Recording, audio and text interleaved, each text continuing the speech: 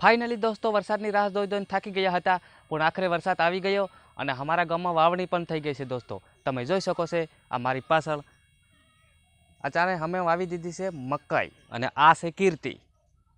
આ વિડીયોમાં તમને દેખાય છે અહીંયા કીર્તિ છે અને આ બાજુ હજી થોડીક મકાઈ નાખવાની બાકી છે એ પણ આ જ્યાં હળ નથી ચાલ્યું અહીંયા આપણે કોદાળાથી લેટા કરીને પણ મકાઈ નાખવી પડે। આ બાજુ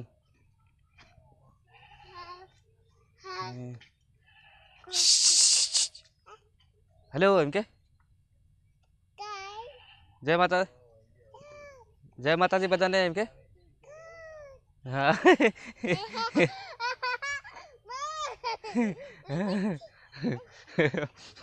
हाँ किसी घनी बंटी रात। तो कई कई जिल्ला में हजी वरसाद हमारा गुजरात अंदर कई कई जिल्लाओं में वरसाद बाकी है तो कमेंट कर जरूर जणावजो। तो मळशुं एक बीजा नवा विडियो साथे।